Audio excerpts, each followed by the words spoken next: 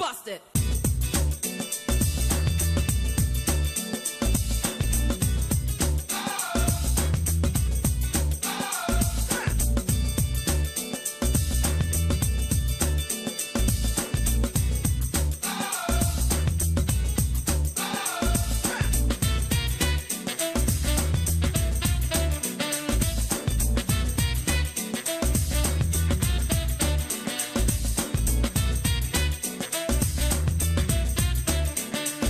Hello and thanks for staying with us. Welcome to Political Platform on Repa FM and AIT International will also be on AIT Abuja much later in the evening. My name is Amechi Anakwe now. The coast has become clear who the flag bearers will be for the different parties, especially for the presidential election. Some problems with some state governorship election. APGA yet to agree in Imo State. APC having some problems in Zamfara State. It boiled down to fisticuff at some point in Zamfara State, with the PDP alleging that the timeline for the holding of primaries have passed and that the APC should go into Zamfara election without a governorship candidate. But we can tell you that the state governor Yari directed his faction in Guzo to quickly, just 4 or 5 hours before midnight of Sunday, to organize a convention where one of his commissioners, the Commissioner for Finance, Mukhtar, was picked as the candidate. That's the saving grace for the party. You can do substitution after. That is, if the one whose name was picked at the initial primary will agree in writing to accept that he's stepping down for somebody above them to take over. And that's what the PDP is also hoping to use in bringing back Senate President Bukola Saraki back to the Senate, same with Rabiu Musa Kwankwaso, a senator from Kano State, as well as the governor of Sokoto State, Aminu Tambuwa, whose closest confidant is the PDP candidate, talking about making option B in case your main option A, fails. It is strategies of the different politicians and different political parties. It is resumption day for members of the National Assembly. Almost 2.5 months they've been on recess. They went on recess on July 24, or was it 23? Hoping to come back sometime in September. The primaries, the fact that the parties kept shifting the primaries also forced the leadership of the National Assembly to shift his own resumption to today. Today, that's Tuesday, October 9. Threats by the APC and their lawmakers to go for the jugular of Senate President Bukola Saraki and Speaker of the House of Representatives Yakubu Dogara are not winning. They said they will attempt to legitimately impeach them for daring to defect from the ruling party to the main opposition party. The PDP is now in complete control of the National Assembly, both chambers, the Speaker and the Senate President, PDP members. So it will be an interesting scene to behold today. We'll be joining the Chairman House Committee on Business and Rules, Oker Jev, to take us on what we expect to happen today at the National Assembly. Interesting times indeed. My colleague Mustafa Mohammed is very much with me in this. Thank you very much, Amechi Anakwe. It's actually a very interesting time in Nigerian politics. The Zamfara State Governor's faction who have carried out this which have carried out this primary in the late hours. The fundamental question is whether that primary is legal without the authorization and representation of the APC national headquarters and its own endorsement, or the Independent National Electoral Commission. But you also have other crises emanating from the primaries, like in Kaduna, for example, the governor who said he has not agreed with the emergence of Senator Shehu Sani. We have seen a letter purportedly written by the governor to the presidency, but the presidency came out to deny. But you also wish to note that it's not just the issue of two senators defecting from the APC in Kaduna and then Shehu Sani not seeing eyeball to eyeball with El-Rufai. The electorates in Kaduna State, I just returned from Kaduna yesterday, are very angry with the governor. issues of 5-month salary payment. Is it the electorate or some of the electorate? No, if you said the electorate, when you don't pay salaries, it cuts across. When you sack 3,000 workers and thousands of teachers, it cuts across. If it doesn't affect you, it affects your family members, friends, neighbors, and associates. But I bet some of the citizens of the state will still be happy with it. In fact, they were demonstrating yesterday. Of course, in Daura, there was a demonstration about what they call an imposition of the president's nephew. Of course, there was the House of Reps candidate. Of course, when it comes to the general election, people have right to choose who they want. When you go to Adamawa, it is the current governor who won the primaries versus the First Lady Aisha Buhari's brother. Aisha Buhari had been shouting to the high heavens that it was not conducted fairly. In FCT here, there are allegations that the person who won Amak Bari federal constituency had been swapped by those who conducted allegations of bribery and corruption. Of course, all over Nigeria, you have crisis in the APC. Of course, the other parties too have their crisis, but it's not as much as, when you try to impose candidates, that was what affected. The signs of cracks in the walls and the ranks of the PDP came from the governor of Ekiti State. Who says he is going to who threatened to resign his membership of the PDP. He did not give a specific reason as to why he will resign, but he made an allusion to the fact that when everybody wanted to become a woman or women that is not standing or speaking up for the party, few of them, himself, Governor Wike, were those that engaged the APC-led federal government almost a standstill only for what he referred to as outsiders. For instance, the presidential candidate of the PDP, Atiku Abubakar, who left the PDP and came back, left again, and came back to grab the biggest prize, the presidential ticket. It appears Fayose is not quite happy with that. But the significant thing there is that all the co-contestants, the aspirants, have congratulated Atiku Abubakar, said, including Tambua, whom Wike and Fayose work for. They have said, we would support you and work for you to become a The fundamental question is whether Fayose has electoral value. Look at the last general election in his state that some other parties won, not his party. Then secondly... I believe everybody has got some electoral value, even for their nuisance value. You need in democracy and in you are looking at it philosophically. When you cannot make your own party win a governorship election when you are leaving, then we try to question the issues surrounding. But for the PDP, the emergence of Waziri Adamawa Atiku Abubakar is actually a very big catch. Since the return of democracy in 1999, I've not seen such credible party primaries, presidential primaries, like the one that took place in Port Harcourt, where you have 12 aspirants, their supporters and delegates behaved very well, and a winner emerged, and the people, were happy. Now, something made them. Some envelopes people alleged caused them to behave very well. The truth of the matter is there has always been an envelope. In fact, if there are no envelopes, but we have not seen it. As journalists, I've not seen any clip of anybody distributing money. That's allegations. Yes, so we see allegations. But I mentioned quickly, Atiku Abubakar had been a vice president for 9 years. He had the Eradua Political School. He is detribalized. He has connections all over Nigeria. He can peacefully and wonderfully go to any part of Nigeria to liaise with people because he has connections. So I think PDP has upped the game for 2019 general election. Mustafa, you're sounding as if you're fully supportive of. I'm not a party member of any party. Okay, let's hear from Buhari got the ticket. I said the same thing, so there's no difference. Let's hear from you. Let's go through our email to find out some of the mails we have selected that you, our dear esteemed revered listeners, sent to us. Hello and welcome to the mail segment. I am Tenika Akepu.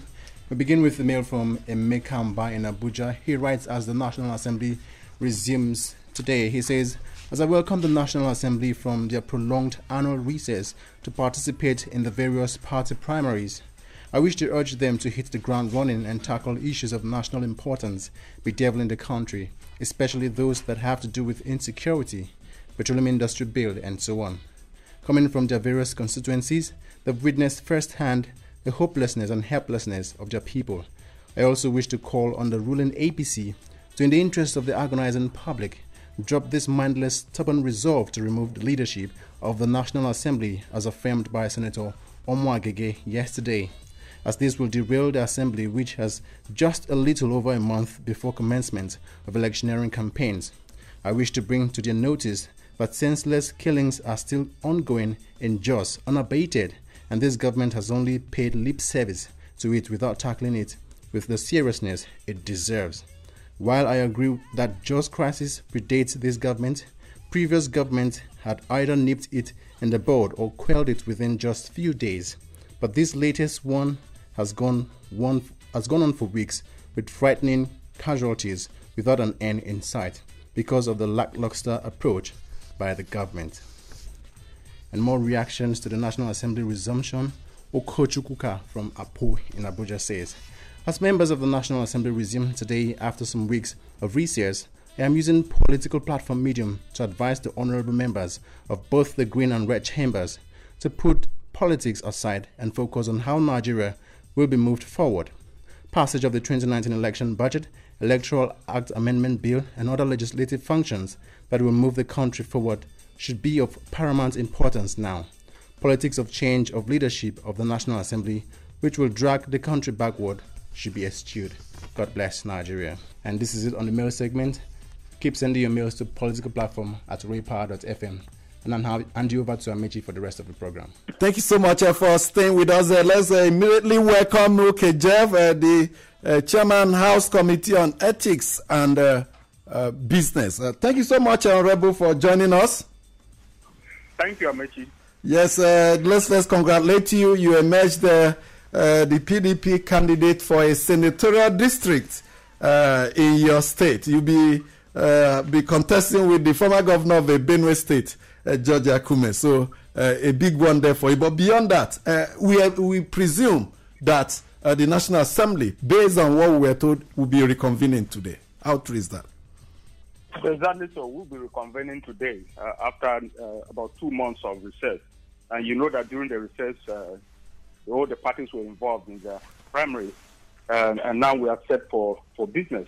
We'll be convening today. But as you well know, we lost a member from Kwara State, Honorable Funke Adedoyin. And we have a tradition that when we lose a member, we take a day off, we go do the prayers and take a day off. So serious business will commence tomorrow, going by the way we do things. And this business includes, but not limited to, the budget for INEC, the supplementary budget, and of course the amended Electoral Act. Exactly, it doesn't exclude anything at all. The normal work will go on, and all others, including what you are mentioning, too, will be considered. Yes. But beyond, yes, beyond your normal business, the abnormal one, you are one of the APC members that defected to the PDP. Now, some of your colleagues in the APC, trailing from what their leadership, the leadership of the parties have said, was that they will go all out to impeach the Speaker of the House of Representatives and Senate President Bukola Saraki. How are you taking that threat? I think they are just blowing hot air. Most of the members, the APC got its membership largely from the PDP way back in 2014. Don't forget that. Anytime it happened, they were jubilating. I mean, the letters you read from your respondents, the listeners, it clearly indicates the mood of the nation. There are a lot of burning issues that are there for the National Assembly to attend to. So I think this will be a big distraction to their own government if they, instead of focusing on the issues that matter to the Nigerian people, they are talking about bringing down the leadership. This is what they can do. I'm sure they don't have the numbers to do that because the membership, a lot of them are disgruntled from the primaries that just took place. So they will even have from their members people who can stand up and support what the agenda that they are setting. So my advice is that they should focus on the issues that matter to the nation, so that we tackle them expeditiously. Now, the National Assembly, both chambers in complete control of the main opposition party, PDP. Very interesting scenario. You have a parliament that is in control, that is being controlled by the opposition, and an executive by the ruling party. Then you have the constant neutral bit of the judiciary standing on his own. It's quite an interesting scenario in Nigeria, isn't it? Yeah, let me just say that this is not the first time that an opposition party will be controlling the National Assembly. Where in the Second Republic, it wasn't the entire National Assembly. But remember that the House of Representatives was controlled by a member of the NPP. And so it's not as if it's against the law. I mean, it's something. If you look at both standing rules of the Senate and the House of Representatives, and indeed of any house across the nation, there's no way that says the head of that legislative house must belong to the majority party. It must be by the majority votes of members of that house. This is what has happened. So if majority members of the House of Representatives and majority members of the House of the Senate have no issues with Saraki and Dogara remaining there, they will remain there. Let's not distract ourselves from the burning issues of the day. Yes, you keep emphasizing this distraction because there are some very pressing issues to address. Just 129 days or so to the election, no amended Electoral Act, and no funds for INEC. You believe and you have appealed to your APC colleagues not to bring the other sundry matters, but they should first face this key critical parliamentary business. I think all of us agree that we need to have a decent election next year. I don't think Nigerians will take anything less than what we had in 2015. And so all of us agree that when we come back, we'll tackle the issues, especially those that have to do with a decent election, a fair, free election next year. So that's why coming up with the issue of bringing down the leadership of the National Assembly, I keep referring to it as a distraction. This is the main issue that we all should be focused on, the issue of next year's election. And we of the PDP, and I think all well-meaning members of the APC too, are determined that should be the focus when we get back. The National Assembly will be quite interesting when you reconvene later today. Now, you have some APC lawmakers who were denied re-election ticket by their party, and you have PDP lawmakers who were also denied re-election ticket by their party. So, beyond the party members, the APC members and PDP members who will recontest, there is this group, those that are sure they won't come back. You have to contend with them. Yeah, we have to. That's why we have to show aside all of these party issues and focus on the things that matter. It's an interesting scenario that you are raising there. That is the more reason why, whether you lost election, whether you won, that is the primaries, there are issues that are bigger than all of that. And I think that is what the majority of the members will focus on. We just have to thank you so much, Oker Jev, the chairman, House Committee on Business and Rules, and a PDP senatorial candidate. Is it Benue Central? Sorry? Your senatorial district, is it Benue Central, Benue South? Benue Northwest senatorial district. Benue Northwest. And accept our condolences for the death of Funke Adedonye, member of the House of Representatives. Thank you so much, Amachi. Mustafa, quite interesting. The National Assembly, based on the primaries that held over the last few days, 25 either 7 of former governors will be vying for senatorial positions. But you know, 25, that's just almost a quarter of the Senate. So some newspapers have even taken the list, published the pictures. But you know, when they come to the National Assembly, they are going to be faced with identity crisis. You're coming from a governorship seat where you are used to this yes sir, people take instruction from you, you flog people around, then suddenly you come to, you know, colleagues where somebody will be your either speaker or, you know, a Senate president. But that's not the only issue, Amechi. The issue is that even as Nigerians are eager to see the National Assembly members resuming, some National Assembly members are issuing subtle threats. You look at the pages of newspapers today, you see that some are people like Lawal and Omo Agege have been caught in making threats that they want to have the principal officers of the National Assembly impeached. When Nigerians are hoping that there will be peaceful deliberation over backlog of issues, which include the electoral, you know, budget for 2019 and so on, perhaps some key political appointment. Some people are talking about throwing the National Assembly both chambers into crisis. I think I'm going to call on both Lawal and Omo Agege to hold their gun. If the National Assembly goes into crisis, there wouldn't be any developmental issues for Nigerians. The budget issue has been the one single big thing that they are calling the National Assembly to come back. Now they have come back, you are talking about impeachment of the principal officers. Is it because some of them have ambition, they want to become speakers and House of Representatives, and of course, Senate President? They need to really take it easy.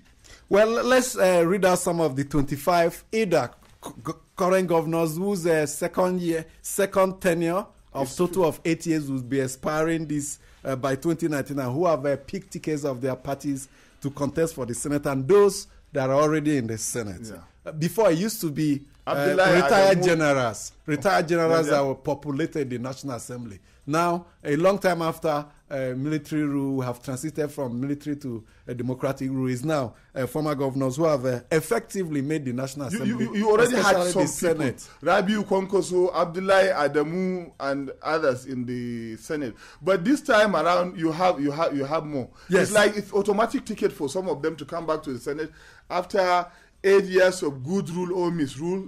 Anyway, the people from their state can really say whether those people have done well in 8 years. But I've been traveling around. It's not impressive, Amechi. Okay, let's give you some of these governors whose tenure will be ending by May 29, 2019, that hopes to get to the Senate. They have tickets, Rochas Okorocha of the Imo State, Ibrahim Gaidam of Yobe State, Abubakar Yari, still controversy over which one is the legitimate primary in I mentioned there's no primaries in Zamfara. APC headquarters has spoken, so I don't know how he's going to participate.